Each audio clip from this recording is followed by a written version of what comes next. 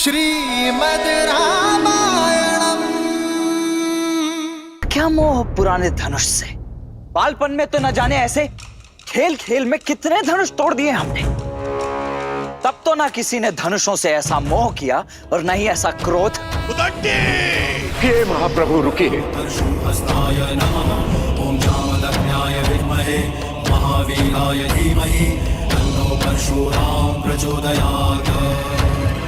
ये दोनों दशरथ पुत्र मेरी छत्र छाया में हैं। इन दोनों की सुरक्षा का उत्तरदायित्व इनके पिता ने मुझे सौंपा है।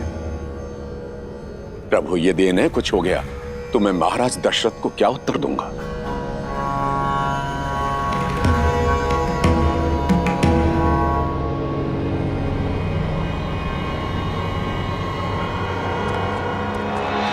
देख रहे हैं इस अभिमानी, इस उदंडी को विश्वामित्र कैसे मंद मंद मुस्कुरा रहा है, कैसे मेरा उपहास कर रहा है। ये जानता नहीं है उस परशुराम को जिसकी एक गर्जना से यह धरती कांप उठती है। सुनी है आपकी ऐसी आत्मा को कपा देने वाली अनेकों कथाएं सुनी है मैंने। भयभीत तो मैं कभी हुआ नहीं, परंतु प्रत्येक कथा का निष्कर्ष सदैव यही निकला कि इतना अनियंत्रित क्रोध, इतना अनैतिक अहंकार तो केवल एक राक्षस में हो सकता है। आश्चर्य है कि आप एक ऋषि हैं। जाइए महर्षि, मैं आपको केवल इसीलिए छोड़ रहा हूं क्योंकि ब्रह्म हत्या का पाप मुझे रघुवंश पर नहीं चाहिए।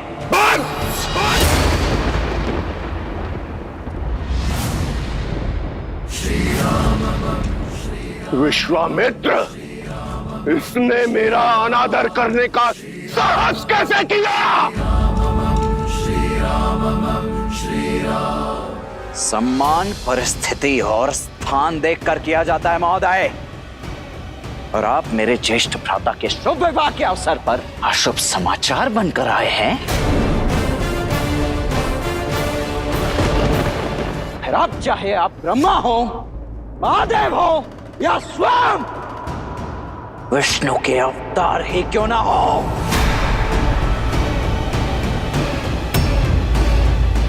आपके समक्ष ये लक्ष्मण खड़ा है। आप होंगे संसार के भगवान, मेरे भगवान।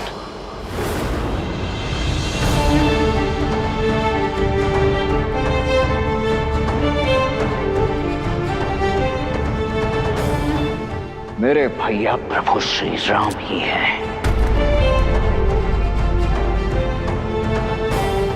और यदि मेरे भगवान के ऊपर किसी ने शास्त्र उठाया, कवच ये लक्ष्मण होगा है।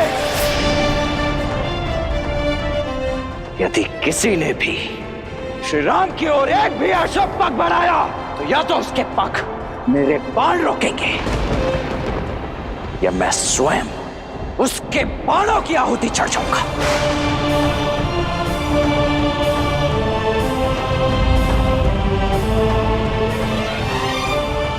दशरथ पुत्र लक्ष्मण की, श्री रामचंद्र की, श्री रामचंद्र की, राम लक्ष्मण की, राम लक्ष्मण की।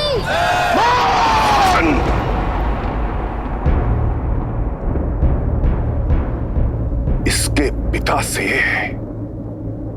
मेरी ओर से क्षमा मांगना ब्रह्म ऋषि, क्योंकि मैं उन्हें संसार का सबसे बड़ा दुख पुत्र शोक देने जा रहा हूं।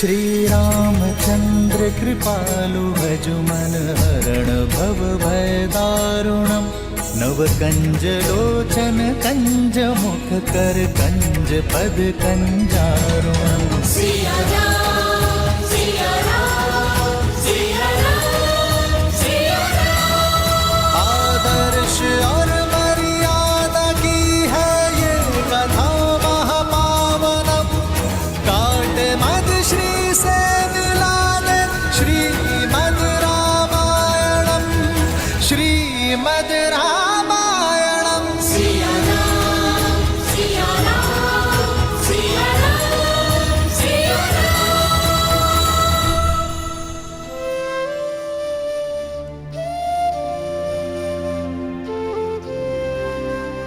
मैं धनुष भंग होने का कारण आदर सहित स्पष्ट कर चुका हूं प्रभु,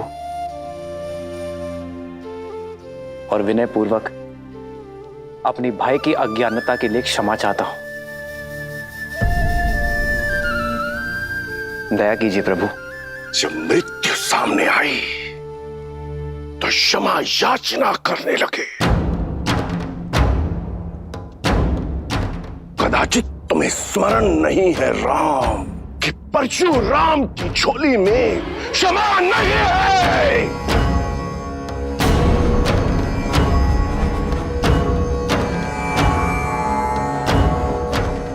मेरे मन में आपके लिए बहुत सम्मान है ऋषिवर, मैं आपके पग की धूल भी नहीं हूं, किंतु यदि प्रश्न मेरे भाई की सुरक्षा पर उठा तो विश्वामित्र और वशिष्ठ का ये शिष्य रघुवंशी राम आपको उत्तर देने में विवश होगा। मैं वही करूंगा जो उचित है प्रभु। अंतिम श्वास तक आपसे युद्ध। युद्ध वो भी मुझसे, परशुराम से।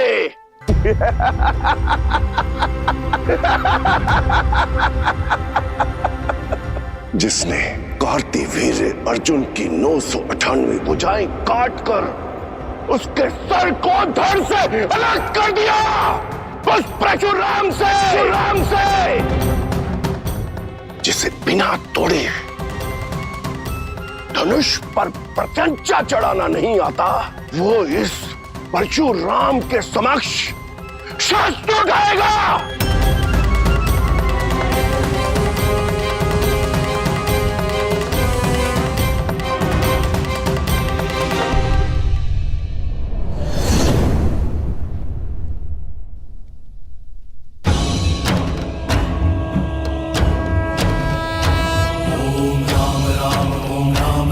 परशुहस्ताय नमः। ओम जामदग्नाय विद्महे महावीराय धीमहि तन्नो परशुराम प्रचोदयात्।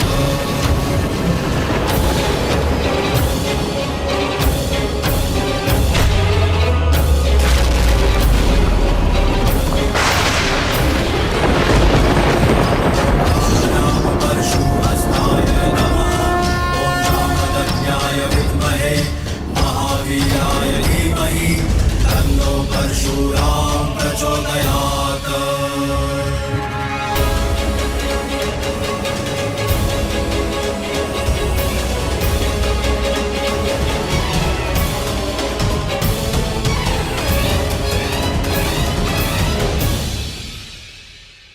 पिनाक को तोड़ने का मद रखने वाले बालक, ये श्री हरि नारायण का धनुष सारंग है। महादेव के धनुष को तो तुमने भूल से तोड़ दिया, अब इसे उठाओ और चढ़ाओ इस पर प्रत्यंचा।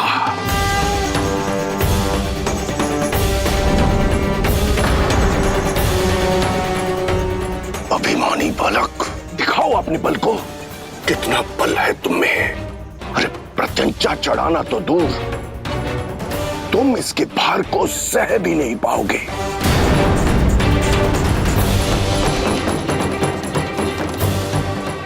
अरे चढ़ाओ प्रत्यंचा, ताकि सब देखें कि अयोध्या का बल इसके भार के नीचे कैसे कुचला गया। जो आज्ञा ऋषिवर।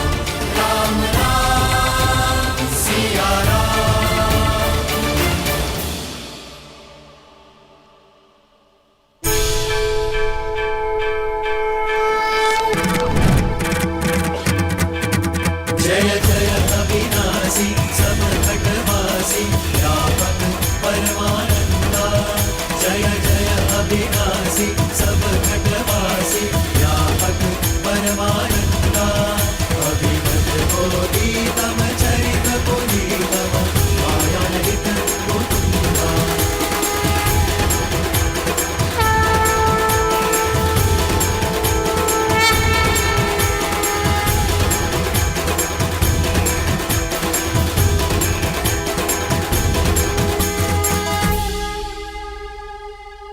अहंकारियों को 21 बार इस धरा से मिटाने के बाद भी मैं अपने अंदर के अहंकार को नहीं मिटा पाया। मैं आपको पहचान नहीं पाया राम। अब समझा कि कैसे आप शिव का धनुष उठाने में सक्षम हुए।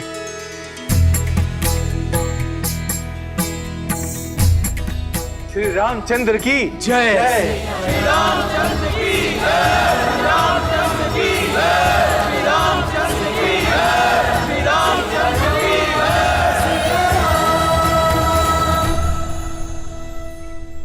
ये जय जयकार नए युग का शंखनाद है। त्रेता युग में उगे नए सूर्य का। अनजाने में ही सही परंतु सत्य कहा मैंने कि अब इस भूलोक में दो राम नहीं रह सकते। अब उस राम की आवश्यकता है जो हर रूप में संपूर्ण है। उस परशुराम की नहीं जो आवेश और क्रोध के कारण अपूर्ण है। भगवान परशुराम,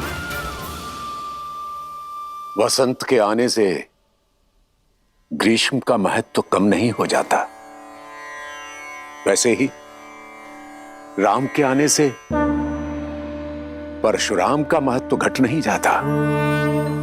इस संसार को आज भी आपकी आवश्यकता है। चिरंजीवी बनके एक महागुरु के रूप में आपको युगों युगों तक रहना है। महान योद्धाओं को युद्ध की कला और योग का ज्ञान देना है। जो कुछ आपने महादेव से ग्रहण किया है उसे जनमानस को देना है, मानवता को देना है।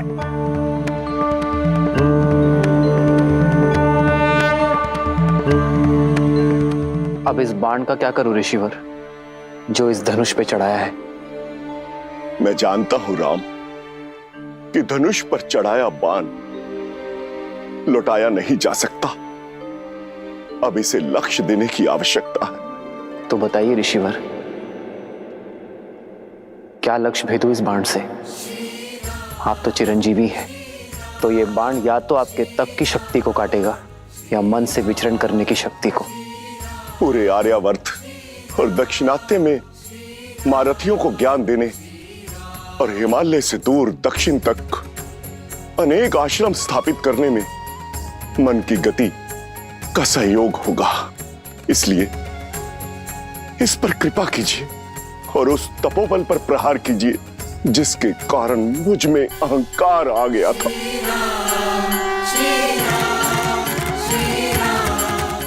राम, इस बाण को पूर्व दिशा में छोड़िए ताकि मैं महेंद्र पर्वत पर जाकर पुनः तपस्या कर सकूं, समुद्र में डूबी वो भूमि पुनः प्राप्त कर सकूं जो वामन अवतार द्वारा असुर राजा महाबली को पाताल भेजते समय जल में समा गई थी। जाते जाते धर्म स्थापना और अधर्म के विनाश का दायित्व आपको सौंपकर मैं आपसे विदा लेता हूं राम, विदा लेता हूं। जो आज्ञा प्रभु।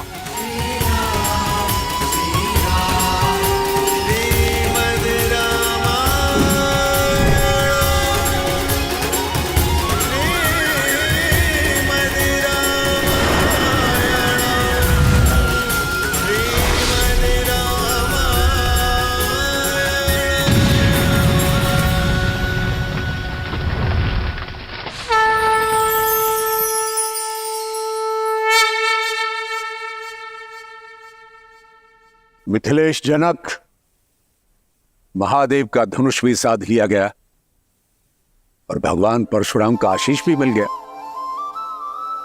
बस अब किस बात का विलंब? पूरे विधि विधान से विवाह की तैयारियां कीजिए।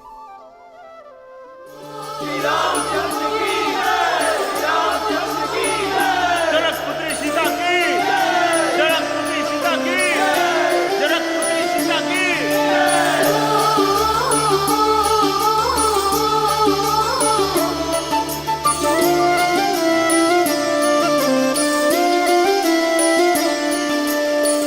जन्म जन्म का है ये संगम, राम रतन सीता वैभव धन। एक है पौरुष एक समर्पण, एक है रूप तो दूजा दर्पण। राम है लोचन सीता दृष्टि, राम है बादल सीता वृष्टि।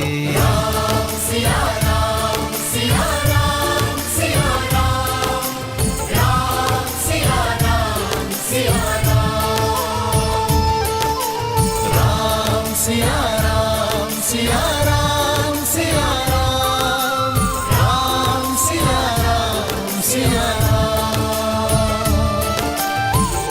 सीता को रखते हृदय रघुराई, पूरण राम को करने आई। सीता करती उनकी पूजा, राम से आसा प्रेम न दूजा। राम सिया राम सिया राम सिया राम, राम सिया राम सिया राम सिया राम सिया राम। मैं जनक नंदिनी सीता आपको अपने वार और स्वयं को आपकी अर्धांगिनी के रूप में स्वीकार करती हूँ। मैं जीवन के हर लाभ हानि, सुख दुख और धूप छांव में आपकी संगिनी बनकर रहूंगी। अब केवल मृत्यु ही मुझे आपसे अलग कर सकती है। जनकपुत्री सीता की, जनकपुत्री सीता की, जनकपुत्री सीता की, जनकपुत्री सीता की।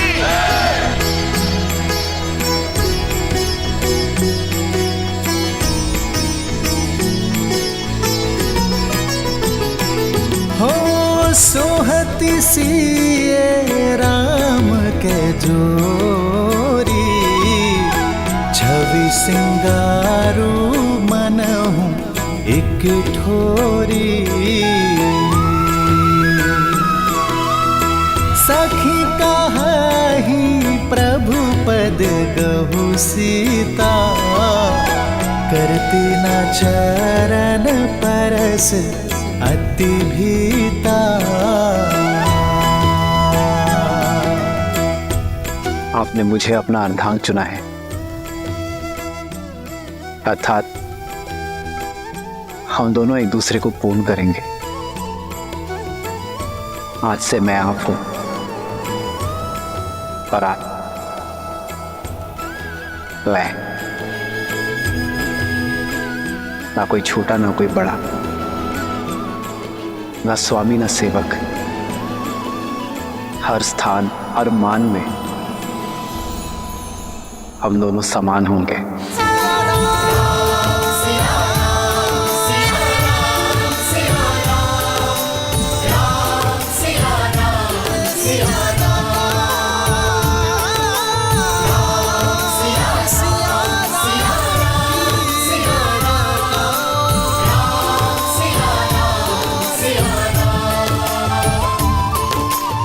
श्रीमद् रामायणम्।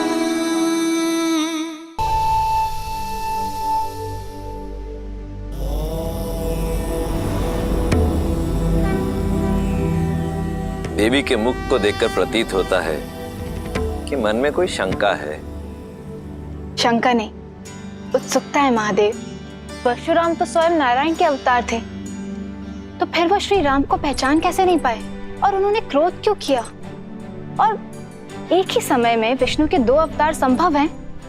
देवी, ये तो उचित नहीं है। मुझ भोले से एक साथ इतने सारे प्रश्नों का उत्तर चाहती हैं आप। मैं एक एक करके उत्तर देता हूं। सत्य तो यह है कि भगवान परशुराम ने श्री राम को देखते ही पहचान लिया कि वो नारायण का पूर्ण अवतार है, परंतु आवश्यक ये था कि ये संसार भी जान ले कि वो कोई साधारण राजकुमार नहीं, अपितु स्वयं नारायण है।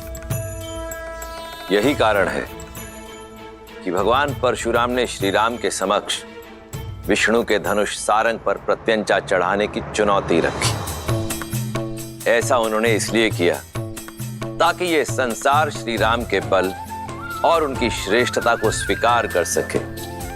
रही बात 2 भिन्न अवतारों की, तो यदि लक्ष्य भिन्न हो तो नारायण अवश्य ही 2 अवतार भी ले सकते हैं। जहां एक और भगवान परशुराम ने सतयुग में धर्म और न्याय की स्थापना हेतु अवतार लिया, वहीं त्रेता युग में प्रभु श्री राम ने मर्यादा की स्थापना हेतु अवतार लिया। जय श्री राम। जय श्री राम। अब कथा में आगे बढ़िए ना महादेव, मुझे श्री राम और सीता का विवाह देखना है। देवी, इतनी आतुरता अच्छी नहीं। आप अपनी अधीरता के रथ को तनिक थामिए। हम सीता और राम के विवाह की बात कर रहे हैं। कितने प्रबंध करने होते हैं, कितने काम होते हैं, उसमें अभी समय लगेगा। परंतु तब तक मैं अपनी प्रिय का मन बहलाने के लिए आपको इसी कथा के एक अन्य पात्र की कथा सुनाता हूं। कौन है वो? मेरा परम भक्त लंकापति रावण, जो अब तक ना तो सीता स्वयंवर में हुए अपने अपमान को भूला था,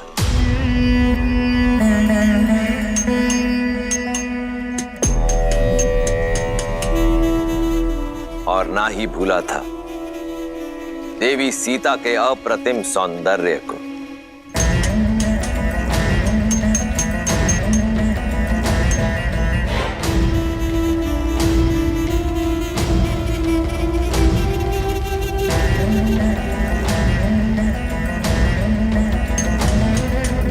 भैया,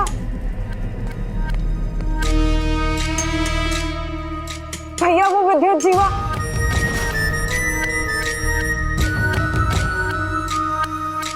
अब क्या किया तुम्हारे उद्दंडपति ने?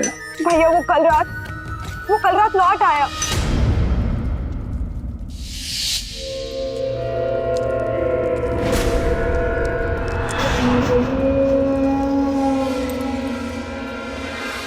तुम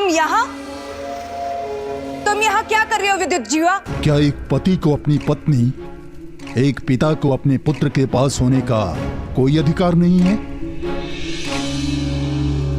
जैसे आए हो वैसे ही लौट जाओ विद्युत जीवा, अन्यथा भैया तुम्हारे प्राण ले लेंगे, क्योंकि वो अपना अपमान कभी भी नहीं भूलते। अपमान तो मेरा किया है तुम्हारे भाई ने। क्या अधिक चाहा था मैंने? एक छोटा सा राज्य ना। राज भिक्षा में नहीं मांगे जाते विद्युत जीवा, बल्कि बल और साहस से अर्जित किए जाते हैं, जो तुम में बिल्कुल भी नहीं था। आज की बात करो सुपर्णखा।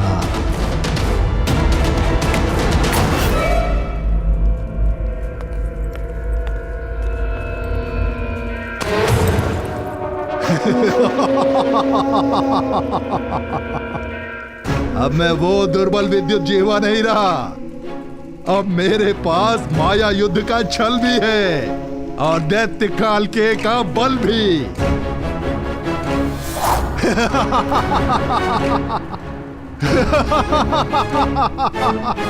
ये काल के ना?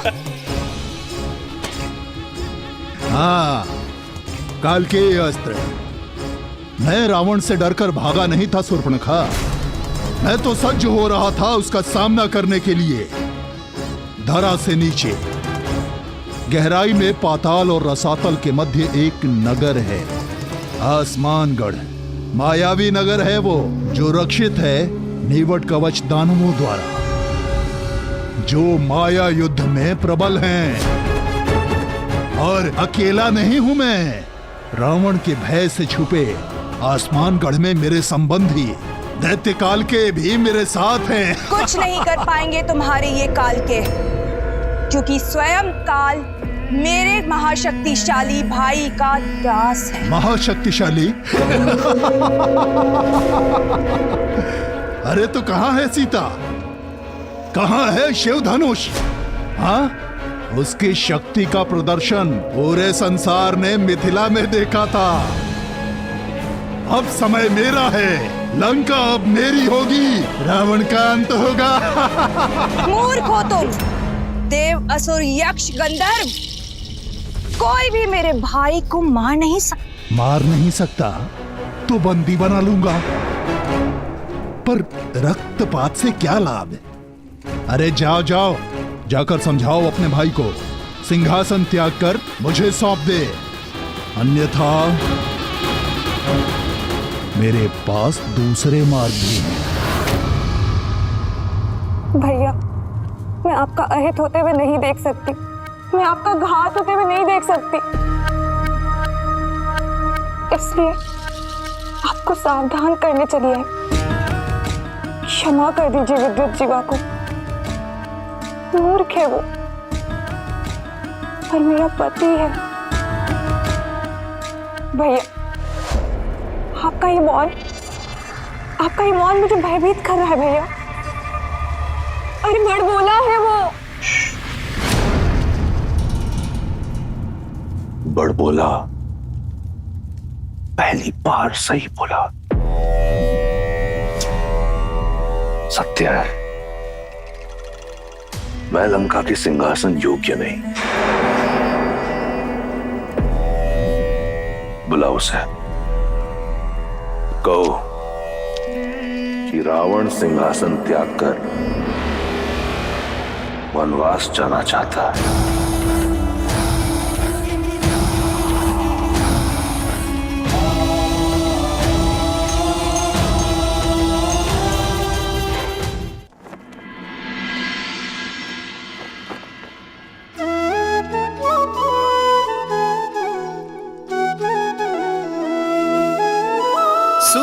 महिपति मुकुट मणि तुम सम धन्य न को, राम लखनु जिन्हके तनय विश्व विभूषण दो।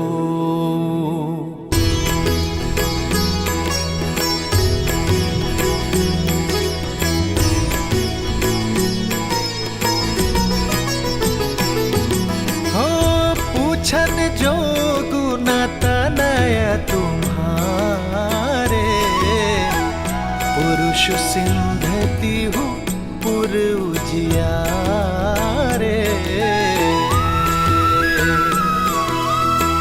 जिन्हा के जस प्रताप के आगे, ससिमल नरवि शीतल लागे।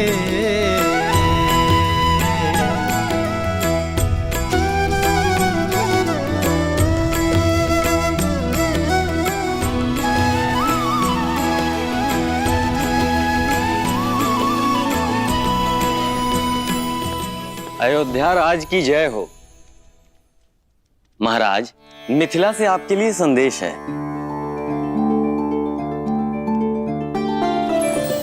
अयोध्यापति दशरथ को मिथिला नरेश जनक का प्रणाम।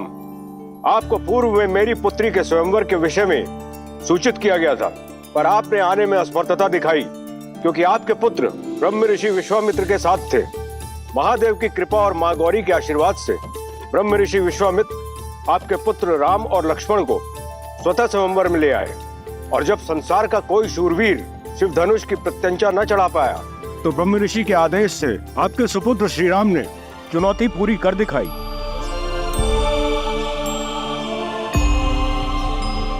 और कुमारी सीता को अयोध्या की वधू बनने का सौभाग्य दिया। ये पत्र मैं अयोध्या के राजा को नहीं, अपने संबंधी को लिख रहा हूं। अपने ज्येष्ठ पुत्र के विवाह को अपना शुभ आशीष और अनुमति दे। ब्रह्म ऋषि विश्वामित्र का अनुरोध और हम सबकी मनुहार है कि आप अयोध्या के सभी राजकुमारों सहित इस विवाह में सम्मिलित हों। राजर्षि परिवार, जनक, मिथिला, निवेदक, आर्यावर्त।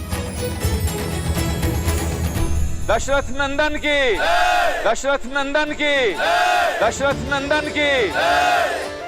मेरे राम ने गर्व से मुझे शिखर पर बिठा दिया है। क्या कही सुमित्रा, कौशल्या, सुना तुमने? महादेव के धनुष पर प्रत्यंचा चढ़ाई है मेरे राम ने।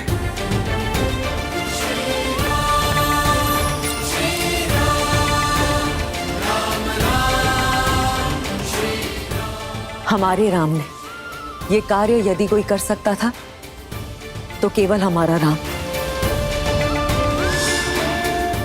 कदाचित मैं उसका ये शौर्य देख पाती, भरी सभा में उसे गले लगाकर उसे बधाई दे पाती। दीदी, हमारा राम। सुमित्रा,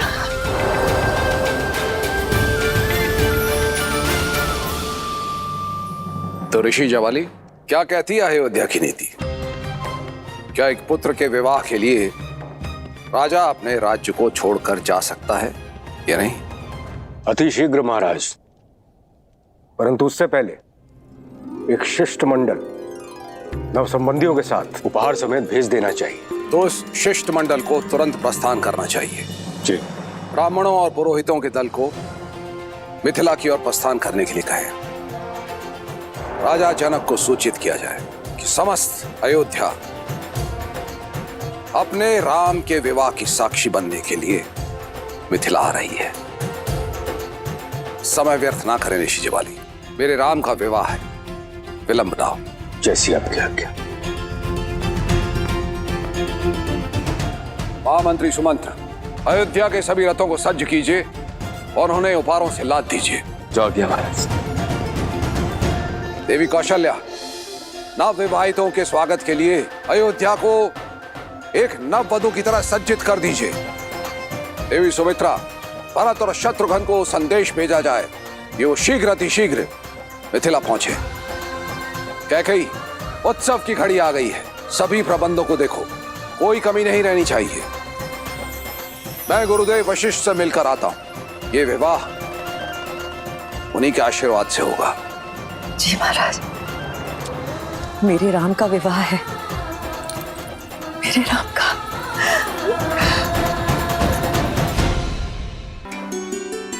मेरे राम का विवाह होने जा रहा है। मेरे जीवन की सबसे शुभ सूचना है। मंत्रा, मेरी चूड़ामणि कहाँ है? इतने वर्षों से अपनी वधु के लिए संभाल के रखी थी।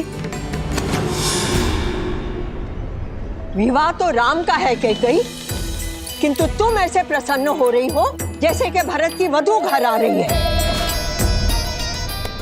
ऐसे सज्ज हो रही हो जैसे कि राम तुम्हारे वंश को आगे बढ़ाएगा। मां कहकर नहीं पुकारा होता ना, तो अभी इसी क्षण तुम्हारी जीभ काट देती।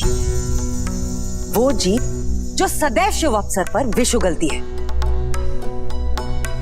एक बात कान खोल के सुन लो मंत्रा, विवाह मेरे पुत्र राम का है, मेरे राम का। समझी तुम? जीभ क्या, गर्दन काट दो ना मेरी।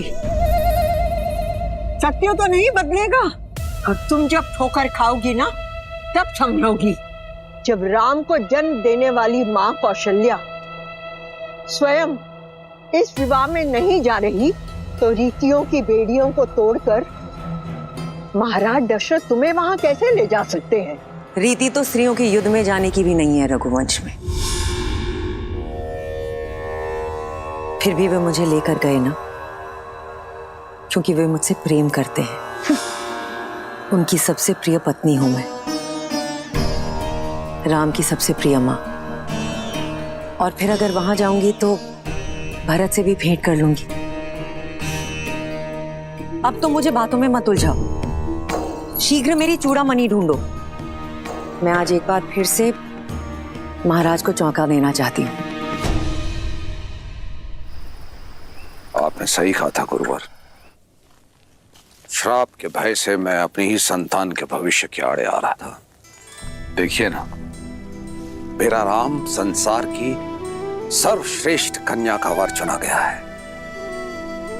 यदि उस दिन मैं उसे ब्रह्म ऋषि विश्वामित्र के साथ जाने से रोकता तो राम शिव धनुष उठाकर मेरा और अयोध्या का गौरव किस प्रकार बढ़ा पाता।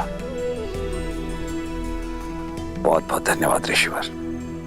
धन्यवाद महादेव का, जिन्होंने राम और अयोध्या के साथ साथ हम सबको यह गौरव दिया। जो भूल करने से बच गए उस पर पछतावा करने से कोई लाभ नहीं पुत्र। आओ राम के इस भव्य विवाह की यात्रा प्रारंभ करें।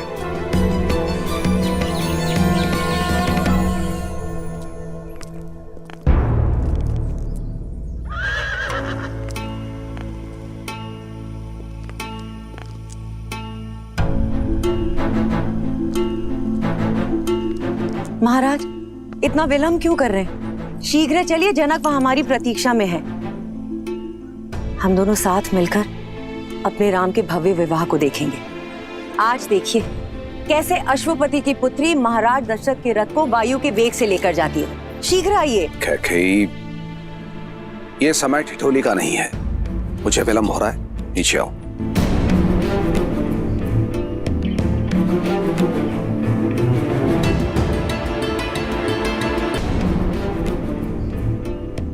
अच्छा, तो अब महाराज रीति नीति की दुहाई देकर मुझे रोकने का प्रयास करेंगे। कोई भी रीति या नीति मुझे अपने राम के विवाह में जाने से नहीं रोक सकती महाराज। कौशल्या और सुमित्रा भी राम की मां है, किंतु वो भी तो नहीं जा रही। और फिर परिस्थितियां भी अनुकूल नहीं है। राम के द्वारा धनुष को भंग करने के कारण बहुत से राजाओं के स्वप्न भंग हुए हैं और ईर्ष्या में वो मिथिला और अयोध्या के शत्रु बन बैठे हैं। इसी कारणवश यदि मार्ग में कोई अनहोनी हो गई तो तब तो मेरा जाना और आवश्यक है महाराज, आपकी रक्षा करने के लिए। कैकेयी, मैं अपनी नहीं अयोध्या की बात कर रहा हूं। ना ही तो कोई मेरा पुत्र है और ना ही कोई मंत्री, हो तो केवल तुम। सुमित्रा और कौशल्या परिवार को संभाल सकती हैं, किंतु सुरक्षा की दृष्टि से सबसे श्रेष्ठ तो तुम ही हो गए। किंतु मेरे राम का विवाह है महाराज, ये अवसर मुझसे मत छीनिए। मैं अपने राम को फेरे लेते हुए देखना चाहती हूँ। कैकेयी, धर्म पत्नी हो, धर्म संकट में मत डालो।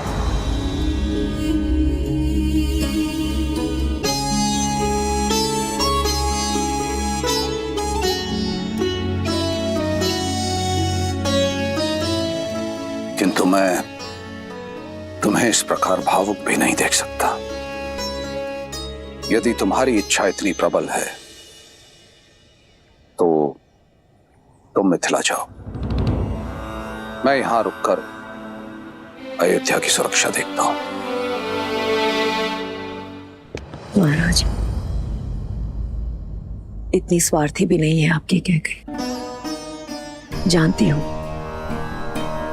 आपके राम में आपके प्राण बसते हैं। उसका विवाह देखना आपका सबसे बड़ा स्वप्न है। ये स्वप्न कैसे छीन लूं आपसे? वैसे भी मेरा मन आपसे थोड़ा अधिक कठोर है, ये पीड़ा सह लेगा। आप जाएं महाराज, अपने पुत्र के विवाह का आनंद उठाएं। अयोध्या की रक्षा करने के लिए आपकी कैकेयी है।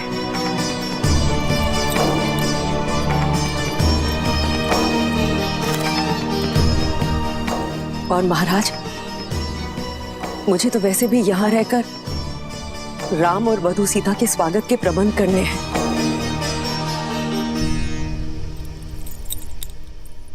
ऐसे सजाऊंगी अयोध्या को कि इंद्रलोक की दमक और वैकुंठ की शोभा भी फीकी पड़ जाएगी। प्रिय कैकेयी, ये मेरा वचन है, अगली बार कोई बाधा नहीं होगी। हमारे पुत्र भरत के विवाह में उसकी माता अवश्य उपस्थित होगी और वो हर रीति में सम्मिलित होंगी। आप राम और सीता को मेरा प्रेम दीजिएगा। आप जाए महाराज, विदा।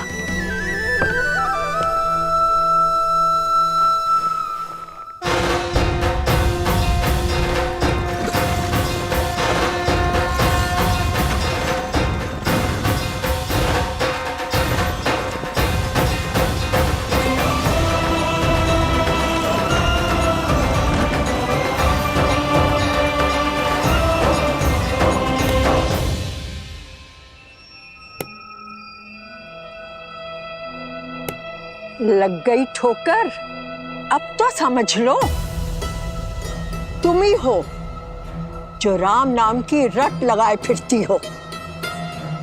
अपने पति के युद्ध में रथ में उंगली फंसाए फिरती हो, किंतु तुम ये नहीं जानती कैकेयी कि महाराज दशरथ के हृदय में केवल उनका ज्येष्ठ पुत्र ही बसता है और वो है राम। उन्हें ना कैकेयी की चिंता है और ना भरत की। कैकेयी, मेरे शब्दों को गांठ बांध लो, वो समय दूर नहीं कैकेयी जब तुम्हें विश्वास हो जाएगा कि अयोध्या में तुम्हारे हित के बारे में केवल मैं सोचती हूं, ना राम और ना महाराज दशरथ।